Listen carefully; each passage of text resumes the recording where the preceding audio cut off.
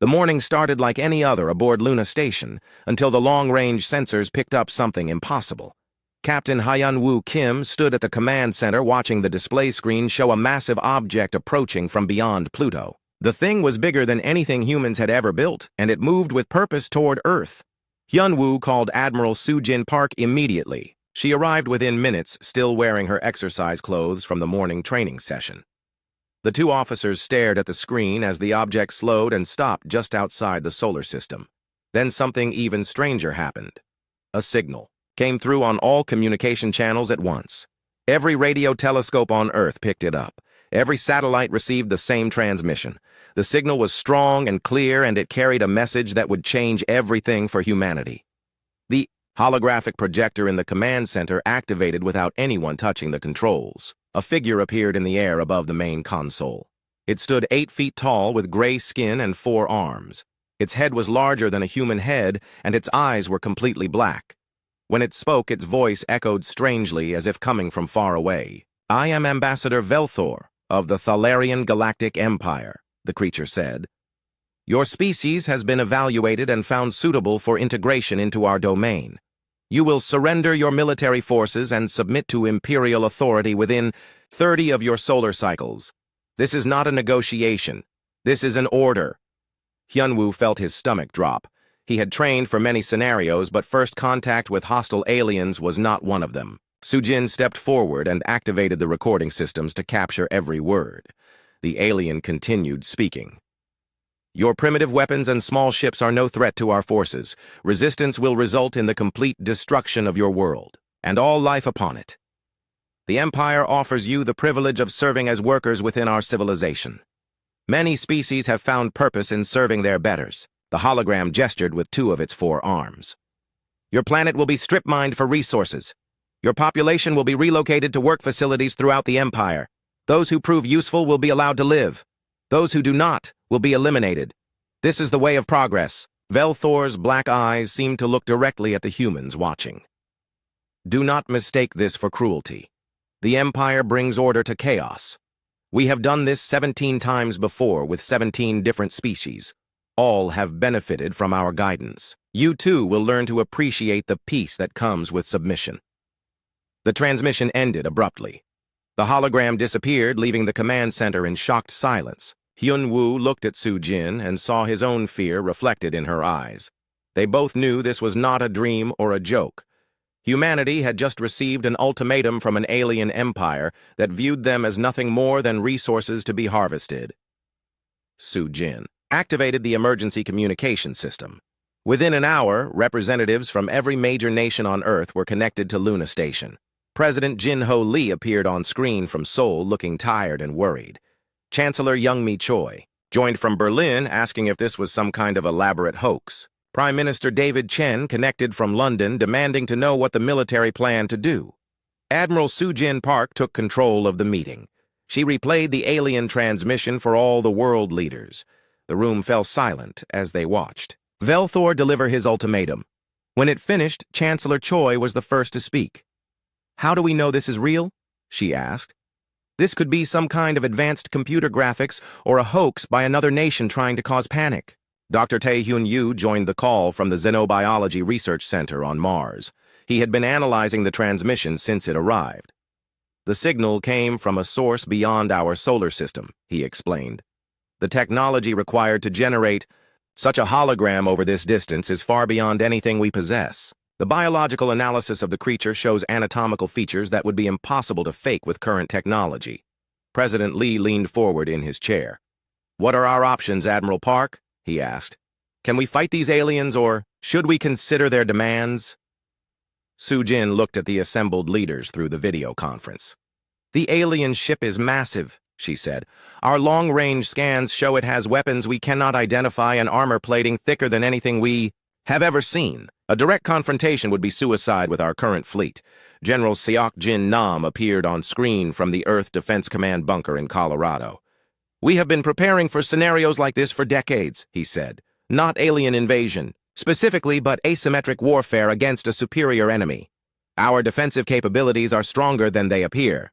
The discussion continued for 3 hours. Some leaders wanted to negotiate with the Empire. Others demanded immediate military action. A few suggested attempting to hide or evacuate the population to colony ships. The debate grew heated as fear and uncertainty took hold. Dr. Yu provided more analysis as the meeting progressed. The alien called their species Thalarians, he explained. Based on the physical characteristics visible in the hologram, they appear to be from a high-gravity world. Their larger size and 4 arms suggest adaptation to a different environment than Earth. This could be both an advantage and disadvantage in combat. Commander Bo-Ra Shin joined from the secret military research facility in Australia. Her presence surprised several of the political leaders who did not know about the classified defense projects. We have been developing contingency plans for exactly this scenario, she said. Project Ironwall has been active for 20 years, preparing for the possibility of hostile first contact. President Lee asked what Project Ironwall involved. Bo-Ra looked to Admiral Park for permission before answering. We have been developing weapons and defensive systems based on theoretical alien capabilities, she explained. Our research assumed that any hostile aliens would have superior technology, but might underestimate human creativity and adaptability. The meeting took a dramatic turn when Dr. Min-Ji Oh connected from the Quantum Research Laboratory in Tokyo.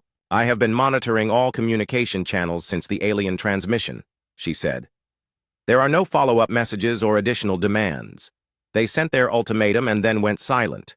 This suggests they are confident we will comply. Chancellor. Choi asked what would happen if humanity refused the ultimatum. General Nam answered bluntly. They will attack and attempt to destroy our civilization, he said. But they clearly expect us to surrender without a fight. Every indication suggests they have never encountered serious resistance before. The debate reached a critical moment when President Lee called for a vote.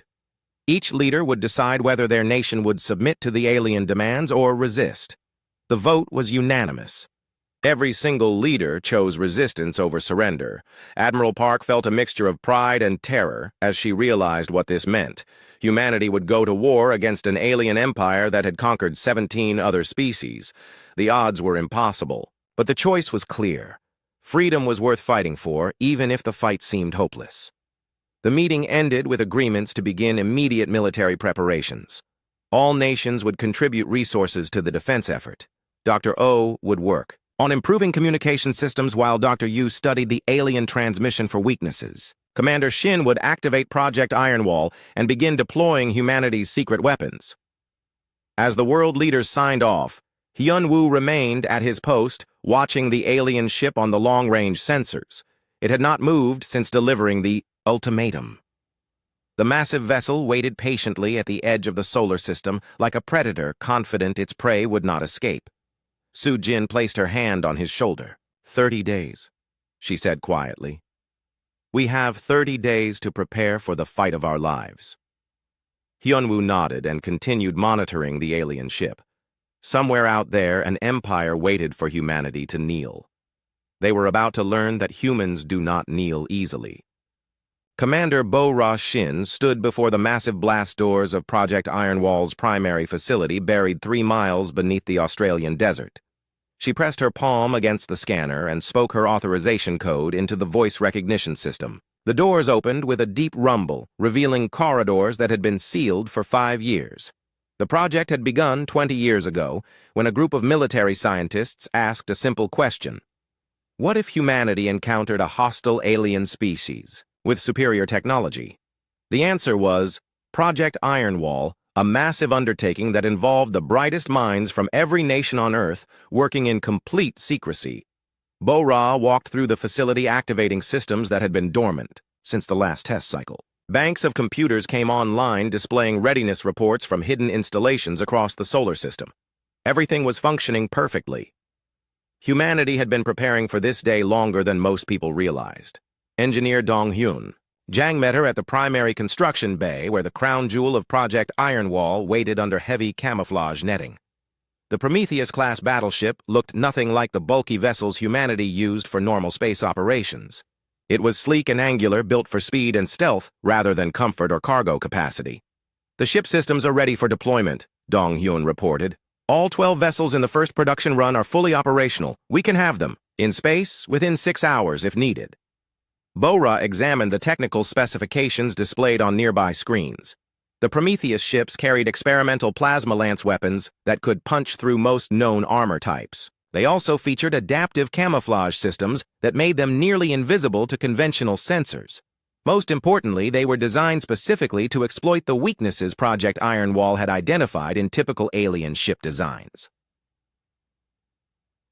What about the larger vessels? Bora asked. Donghyun led her to another section of the facility where construction was proceeding on humanity's answer to alien dreadnoughts. The Titan-class ships were still months away from completion, but when finished, they would carry enough firepower to level a small moon. Lieutenant Hye-jin Moon coordinated the integration of Earth's defensive satellite network from her control station in orbit. For decades, humanity had been launching what appeared to be simple communication and weather satellites. In reality, many of these devices contained hidden weapon systems and sensor arrays that could be activated in an emergency. Hye-jin's fingers flew across her control panels as she brought the defensive grid online. Thousands of satellites throughout. The solar system responded to her commands, revealing their true capabilities. What the aliens saw as a primitive communication network was actually a sophisticated early warning and defensive system. The orbital weapons platforms came online one by one. Each satellite could function independently or coordinate with others to create overlapping fields of fire. The system was designed to turn Earth's orbital space into a killing field for any hostile vessels that entered the inner solar system. General Seokjin Nam worked from his command bunker coordinating with resistance cells that had been established in every human colony and outpost. The outer settlements on Mars, Europa, and the asteroid belt received coded messages activating contingency plans that had been developed over many years. The plan was elegant in its simplicity. Every human installation would become a fortress. Every transport ship would reveal hidden weapons. Every mining operation would transform into a military base. The aliens expected to find scattered settlements that could be easily conquered. Instead, they would face a coordinated network of defensive positions. Nam reviewed reports from colony commanders across the solar system. The Mars settlements had activated their underground bunker systems and were converting their industrial facilities to weapons production.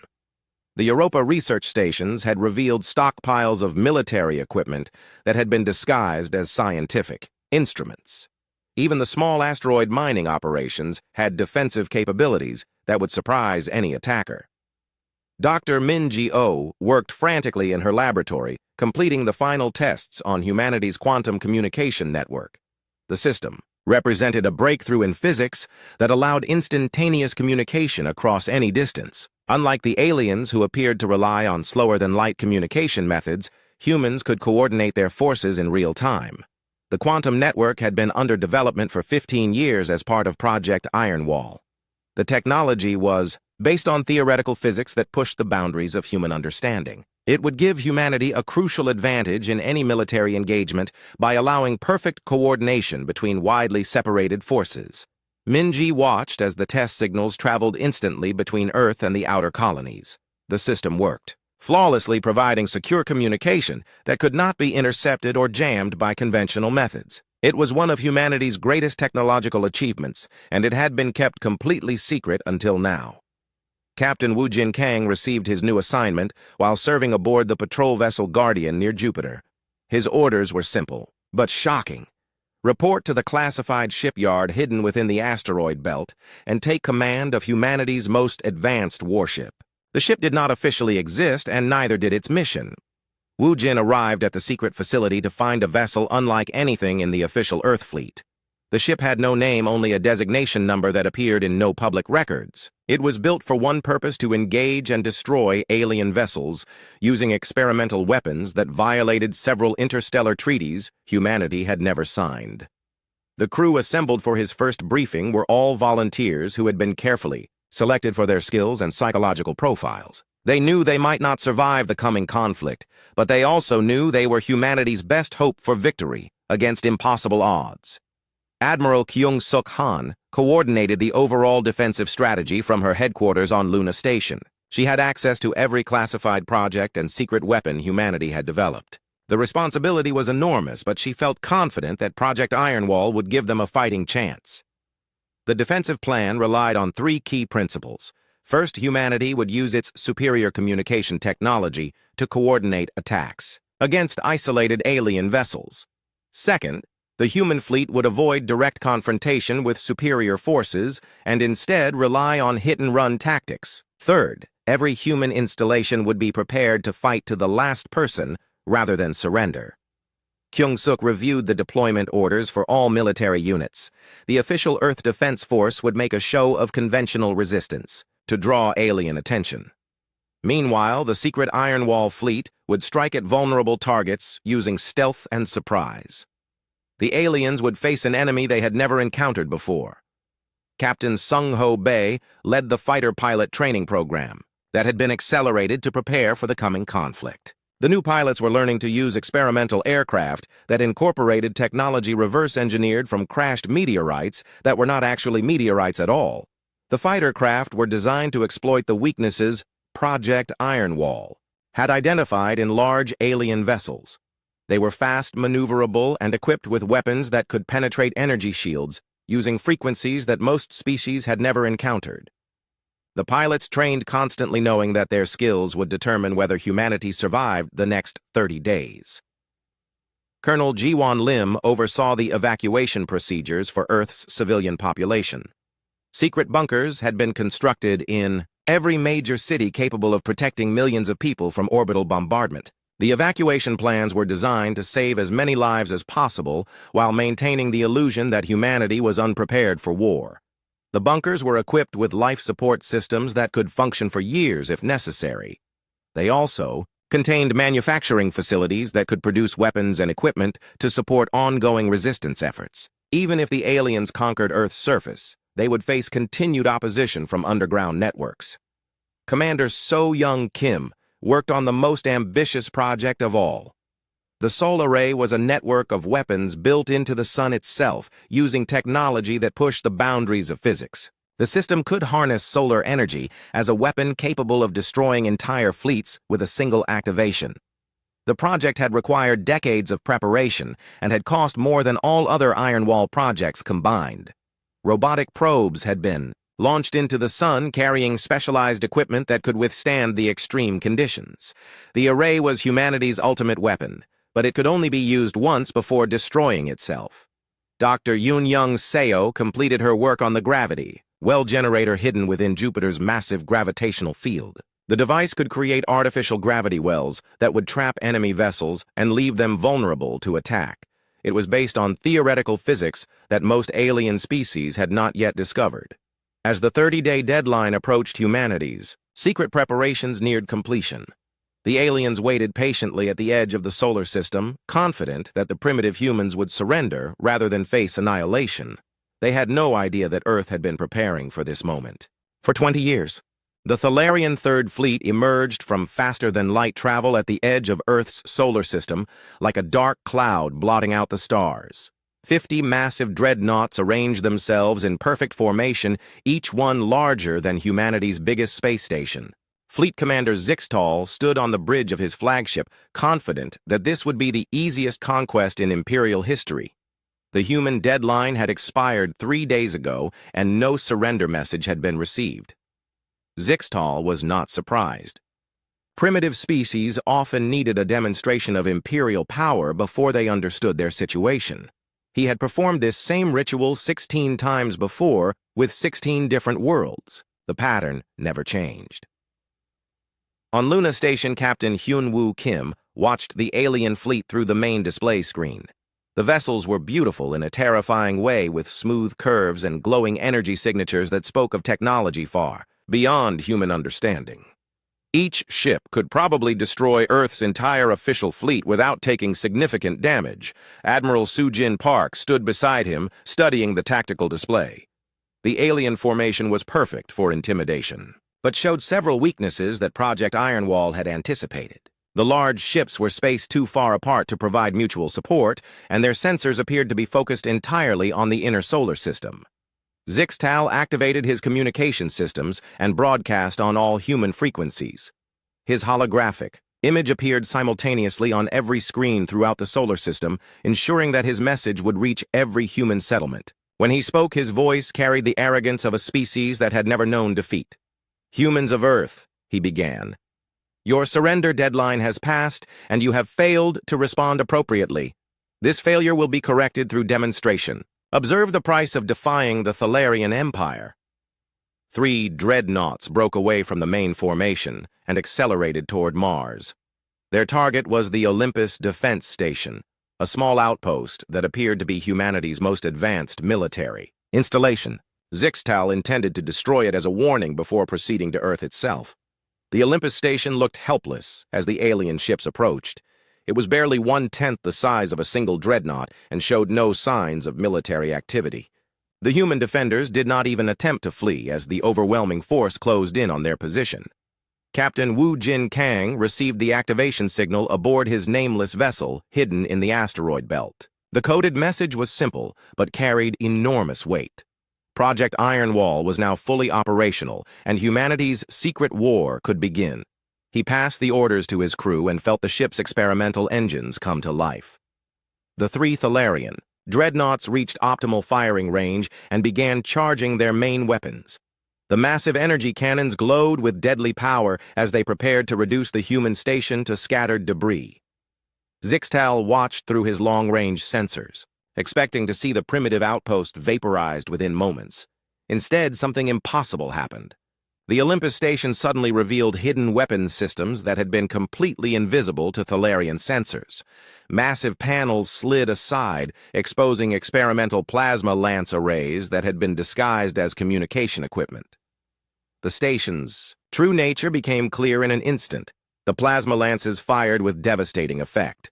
The experimental weapons used frequencies that passed through Thalarian energy shields as if they did not exist. 2 dreadnoughts exploded instantly, their massive hulls torn apart by weapons they could not defend against. The 3rd ship attempted to retreat but suffered critical damage to its propulsion systems. Zixtal stared at his display screen in shock. No primitive species had ever damaged Imperial vessels, much less destroyed them outright. The Thalarian shields were supposed to be impenetrable to any weapon a young civilization could develop. The laws of physics themselves seemed to have been violated. Admiral Kyung-Suk Han triggered Phase 2 from her command center on Luna Station. Throughout the asteroid belt, automated systems activated, revealing the true extent of human preparations. What appeared to be simple mining operations transformed into military installations bristling with hidden weapons. The asteroid belt erupted with activity as hundreds of concealed vessels powered up their engines. Mining ships revealed themselves to be missile platforms loaded with experimental warheads. Automated defense drones emerged from hidden bunkers carved into the larger asteroids. Most impressive of all were the 12 Prometheus-class battleships that seemed to materialize from empty space. Captain Sung-Ho Bae led the first human offensive strike, launching from a hidden base deep within the asteroid field. His squadron of experimental fighters used stealth technology that made them invisible to Thalarian sensors. The alien ships detected nothing unusual until human weapons began striking their hulls. The fighters carried miniaturized versions of the plasma lance, technology that had proven so effective against alien shields. They attacked in coordinated swarms, targeting the weapon systems and engines of the larger vessels. The Thalarians found themselves fighting an enemy they could barely see, using weapons they could not understand. Zixtal attempted to regroup his forces, but discovered that human communication technology was far more advanced than Imperial intelligence had indicated. The human vessels coordinated their attacks with perfect timing, while his own ships struggled with the slower communication systems the Empire had used for centuries. The battle spread throughout the outer solar system as more human forces revealed themselves. Jupiter's moons launched hidden missile batteries, while Saturn's rings disgorged automated weapon platforms that had been disguised as ice particles. Every major body in the solar system had been prepared for war. Commander Bo-Ra Shin coordinated the overall battle plan from her secret command center. The aliens had expected to face scattered human settlements that could be conquered piecemeal. Instead, they found themselves fighting a unified defense network that had been planned and prepared for decades. The Prometheus battleships proved their worth in the fierce fighting. Their adaptive armor could absorb tremendous damage, while their experimental weapons cut through Imperial vessels like paper. Most importantly, their stealth systems allowed them to strike without warning and disappear before the enemy could respond effectively. Dr. Minji O's quantum communication network functioned perfectly under combat conditions. Human forces across the solar system shared information, instantly allowing them to coordinate attacks and avoid enemy counterstrikes. The aliens struggled to adapt to fighting an enemy that seemed to know their every move. Lieutenant Hya-Jin Moon activated the orbital defense grid around Earth as alien forces began to break through the outer defenses. Thousands of satellites revealed their hidden weapons, creating overlapping fields of fire that turned Earth's orbital space into a deadly maze for any vessel attempting to approach. The satellite weapons were smaller than the main plasma lances, but they were numerous and well coordinated. They focused their fire on individual targets, overwhelming alien shields through sheer volume of sustained assault. Several more dreadnoughts fell to the concentrated barrage from Earth's defensive network. General Seok Jin Nam monitored the battle from his command bunker while coordinating with resistance cells throughout the human colonies. Even installations that came under direct attack continued to fight using hidden weapons and prepared defensive positions. The aliens found that conquering human territory required far more effort than they had anticipated. The tide of battle began to turn when Captain Wu Jin Kang brought his experimental vessel into direct combat with Zixtal's flagship. The nameless ship carried the most advanced weapons humanity had ever built, including a prototype gravity cannon that could crush enemy vessels from the inside out. The two ships engaged in a deadly dance as experimental human technology clashed with proven Imperial designs. Wu Jin's vessel was smaller and more maneuverable, but the alien flagship carried overwhelming firepower. The battle became a test of tactics and technology that would determine the outcome of the entire engagement. Dr. Yun Young Seo prepared to activate her gravity well generator if the human forces began to lose the battle. The device was hidden within Jupiter's gravitational field and could trap the entire alien fleet if necessary. It was a desperate weapon that would only be used if humanity faced total defeat. Commander So Young Kim monitored the Sol array systems, but held back from activation. The solar weapon was too powerful to use while human forces were still engaged in combat. It would be reserved for the most extreme circumstances when all other options had been exhausted. The battle raged for 6 hours before Zixtal finally accepted the impossible truth. His fleet was being systematically destroyed by a species he had dismissed as primitive savages. Half of his dreadnoughts were gone and the remainder were taking heavy damage from weapons they could not counter. The Imperial commander made the decision that no Thalarian officer had ever made before. He ordered a retreat from a battle against an inferior enemy. The surviving ships of the Third Fleet fled toward the edge of the solar system, leaving behind the wreckage of Imperial arrogance, as the alien vessels disappeared into faster-than-light. Travel Admiral Sujin Park surveyed the aftermath of humanity's first victory. Emperor Vashkol received the news of the Third Fleet's destruction while holding court in his crystal palace on the imperial capital world of Thalar Prime. The messenger trembled as he delivered the impossible report that a primitive species had not only resisted Imperial forces, but had actually destroyed most of them in direct combat. The Emperor's forearms tensed with rage as he processed the information. In 1,000 years of Thalarian expansion, no species had ever successfully opposed Imperial might. The very concept of defeat was foreign to an empire that had grown fat and complacent through centuries of easy conquests. Grand Admiral Techmore was summoned to the palace immediately. He was the Empire's most experienced military commander, having overseen the conquest of 7 different species during his long career. If anyone could solve the human problem, it would be him. Techmore studied the battle reports with growing amazement. The humans had revealed military technology that rivaled or exceeded Imperial capabilities in several key areas. Their weapons seemed designed specifically to counter Thalarian defensive systems. Most disturbing of all was their apparent ability to coordinate forces across vast distances with perfect timing. "How is this possible?"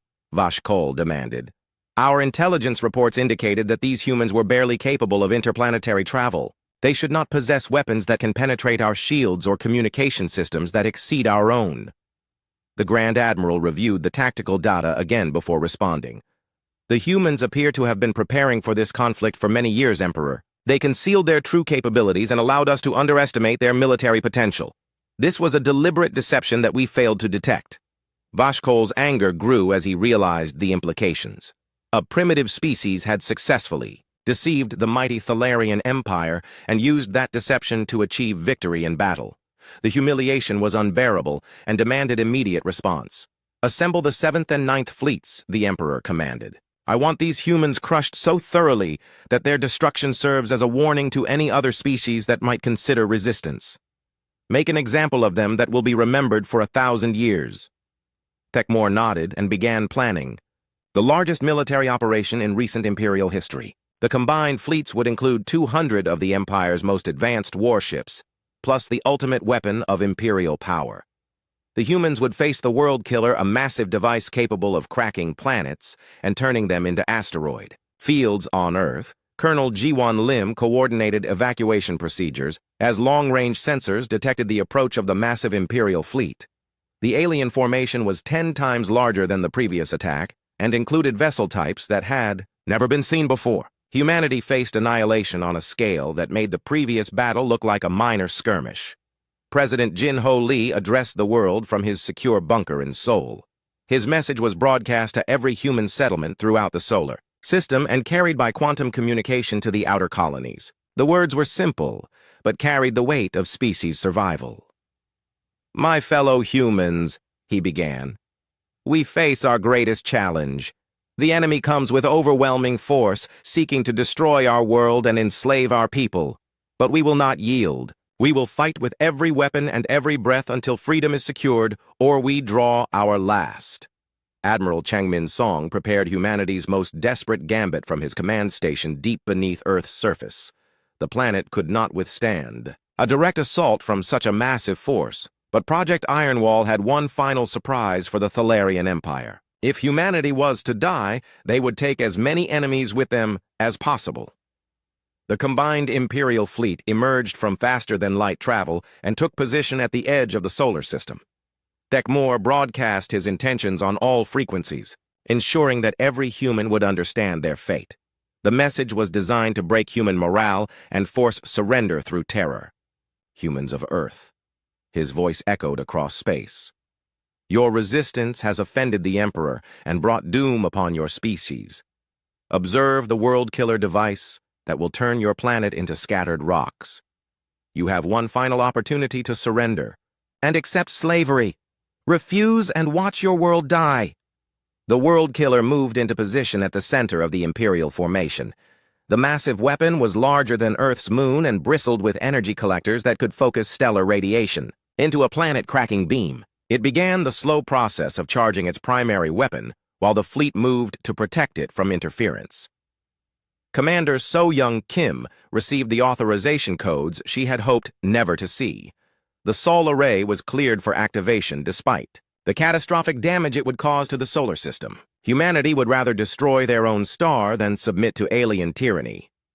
The Sol array had taken 20 years to construct using robotic probes that could survive the extreme conditions within the sun's corona. The system could harness solar energy on an unprecedented scale and direct it as a weapon against targets throughout the solar system. It was humanity's ultimate expression of desperate determination. Captain Jae-hoon Yoon led a volunteer squadron on what everyone knew was a suicide mission. Their target was the World Killer itself, which had to be destroyed before it could charge its primary weapon. The odds of success were minimal, but the alternative was the complete destruction of Earth. The volunteer fighters launched from hidden bases throughout the asteroid belt and began their approach toward the heavily defended weapon platform. They used every stealth technology humanity possessed, but the sheer number of defending vessels made detection almost inevitable. The Imperial fleet detected the approaching human forces and moved to intercept them. Hundreds of Thalarian fighters swarmed out to meet the human volunteers while the main battle line prepared to destroy any vessel that penetrated their defenses. The space around the World Killer became a deadly storm of weapons fire and exploding ships. Dr. Yoon Young Seo activated her gravity well generator as the battle reached its climax. The device hidden within Jupiter's gravitational field created an artificial gravity well that began pulling the Imperial fleet toward the gas giant. The aliens found their massive ships trapped by forces they could not understand or counter. The gravity trap worked perfectly, pulling the Imperial vessels into vulnerable positions where human weapons could target them effectively. But the World Killer was so massive that even the artificial gravity well could not move it significantly. The weapon continued charging its primary systems while the battle raged around it. Admiral Kyung-Suk Han coordinated the defense from Luna Station, while Earth's orbital defense grid engaged targets that broke through the outer battle lines. The satellite weapons had been reinforced since the previous battle, but they faced overwhelming odds as hundreds of alien vessels pressed toward Earth. Captain Wu Jin Kang brought his experimental vessel into the heart of the enemy formation, targeting the command ships that coordinated the Imperial attack. His plasma lance weapons carved through enemy hulls, while his gravity cannon crushed smaller vessels from within. But for every ship he destroyed, 2 more took its place. The tide of battle turned against humanity as the superior numbers of the Imperial fleet began to tell. Human losses mounted rapidly, while the aliens seemed to have unlimited reserves. Worse yet, the World Killer was approaching full charge and would soon be ready to fire its planet-destroying weapon.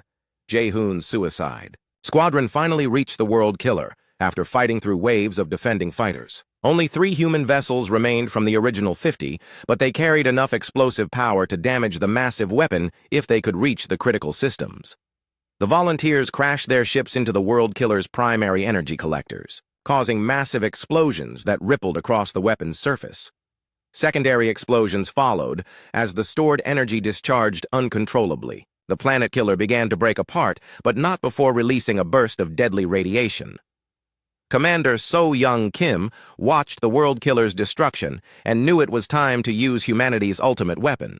The Sol Array received its final activation codes and began drawing power directly from the sun's core. The process would destabilize the star and possibly destroy the entire solar system, but it would also eliminate the Imperial fleet. The sun began to flicker as the array drew massive amounts of energy from its fusion reactions. Solar radiation increased dramatically while magnetic fields fluctuated wildly. The effect was visible from Earth as the sky took on an ominous red glow that spoke of cosmic forces being unleashed. Vecmore realized what was happening as his sensors detected the massive energy buildup within the human star. The primitive species was actually willing to destroy their own solar system rather than submit to Imperial rule. It was an act of defiance that shocked him to his core. The Sol Array fired at the moment of maximum charge, sending a beam of concentrated, stellar energy across space toward the trapped Imperial fleet. The weapon discharged the power of an entire star in a focused lance that nothing could resist or deflect. The beam struck the Imperial formation and vaporized everything in its path. Dozens of dreadnoughts simply ceased to exist as they were consumed by energies that matched those found in stellar cores. The news of the 7th and 9th Fleet's destruction reached every corner of the Thalarian Empire within days. Subject species throughout Imperial space heard whispers of the humans who had not only refused to surrender, but had actually defeated the supposedly invincible Imperial Navy twice. On 17 different worlds, conquered peoples began to ask questions that had not been spoken for centuries. Emperor Vashkol stood in his crystal palace surrounded by the wreckage of Imperial confidence. 2 of his most powerful fleets had been destroyed by a species that barely controlled a single star system. Worse yet, the humans had used weapons that violated everything the Empire understood about primitive civilizations. The Imperial court was in chaos as nobles and military. Commanders struggled to comprehend what had happened. Some demanded immediate revenge with the full might of the Imperial core fleets. Others whispered that perhaps the humans were too dangerous to confront directly. A few even suggested the unthinkable that the Empire might consider negotiation instead of conquest.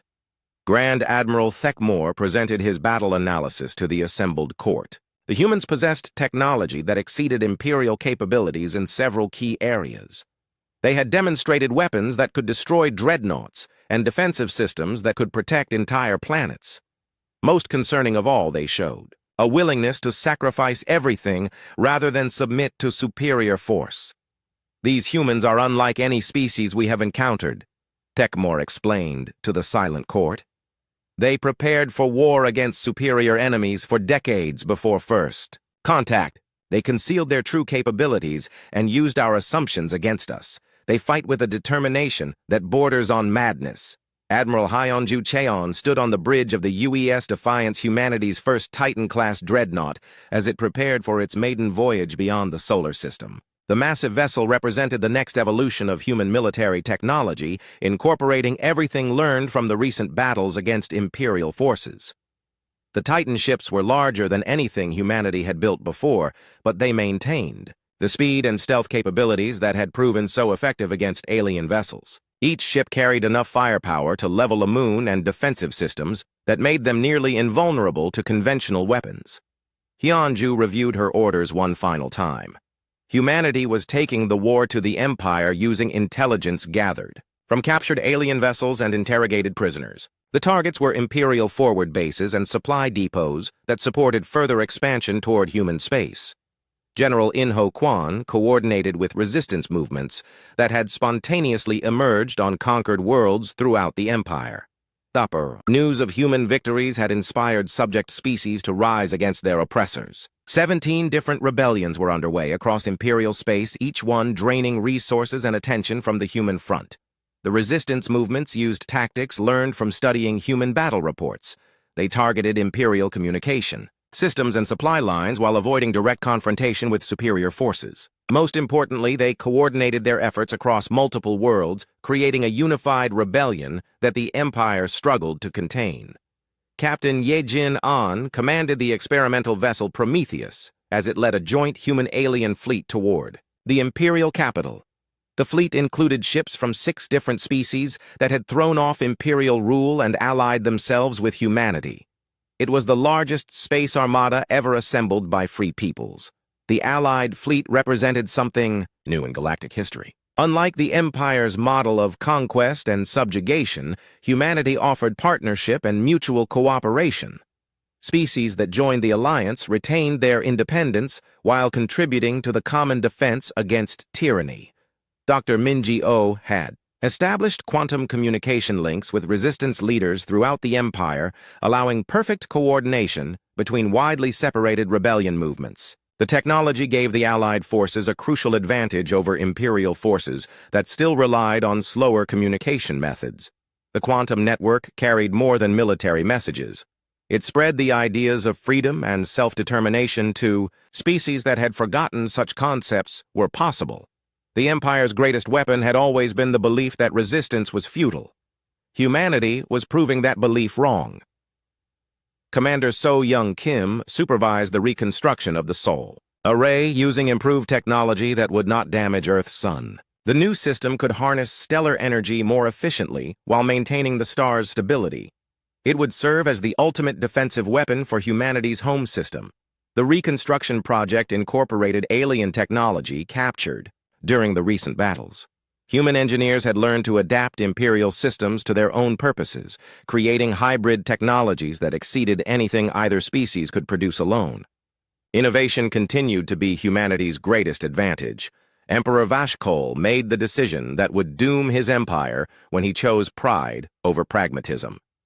Despite the advice of his remaining military commanders, he ordered the Imperial core fleets to assemble for a final assault on human space. The Empire would stake everything on one massive attack. The Imperial core fleets represented the accumulated military might of 1,000 years of conquest. 500 of the Empire's most advanced vessels gathered at Thalar Prime, preparing for a journey that would either restore Imperial dominance or destroy the Empire entirely. Admiral Hyunju Cheon received intelligence about the Imperial mobilization from resistance sources within the Empire itself. The quantum communication network allowed real-time coordination between human forces and allied rebels throughout Imperial space. The final battle would be fought with perfect information on both sides. The human response was swift and decisive. Every available vessel from Earth's hidden fleets was activated and deployed. The Titan-class dreadnoughts led task forces that included captured Imperial vessels crewed by liberated aliens. Humanity had learned to use the Empire's own technology against them. Captain Yejin An's joint fleet intercepted the Imperial Armada at the edge of the Thalar system. The final battle of the war began with the largest space engagement in galactic history. Over 1,000 vessels from dozens of different species clashed in a conflict that would determine the fate of an entire galaxy. The battle raged across 3 star systems as both fleets maneuvered for advantage. Human technology proved superior in several key areas, but the Imperial forces had overwhelming numbers and the desperate determination of a civilization fighting for survival. The outcome remained in doubt for days as the massive fleets battered each other. General In-Ho Quan coordinated simultaneous uprisings on every Imperial world as the space battle reached its climax. Subject species throughout the Empire rose against their oppressors while the core fleets were engaged with human forces. The Empire found itself fighting a war on hundreds of fronts simultaneously. The tide turned when Commander So-Young Kim activated the new Sol Array and targeted it not at the Imperial fleet but at Thalar Prime itself.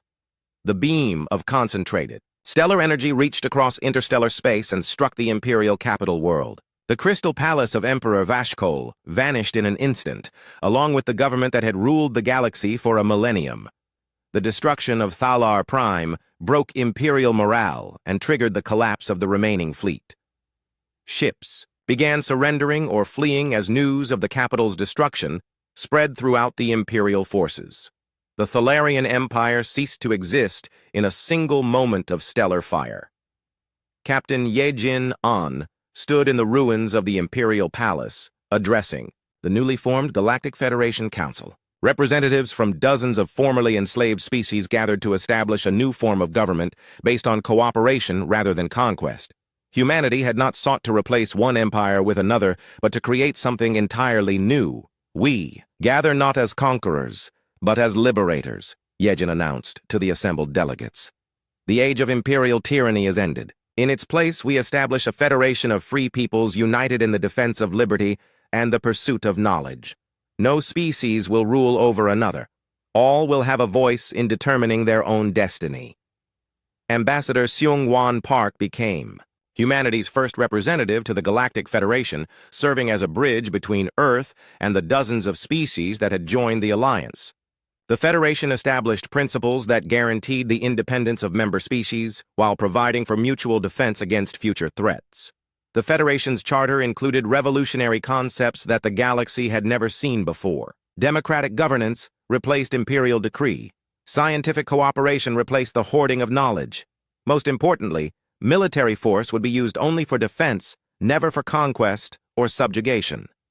Dr. Yoon-Young Seo led the scientific exchange, programs that allowed species throughout the galaxy to share knowledge and technology freely. The combined wisdom of dozens of civilizations accelerated technological progress at an unprecedented rate. Discoveries that might have taken centuries were achieved in years. The former imperial worlds transformed rapidly under Federation rule. Slave factories became research centers. Military shipyards began producing exploration vessels instead of dreadnoughts.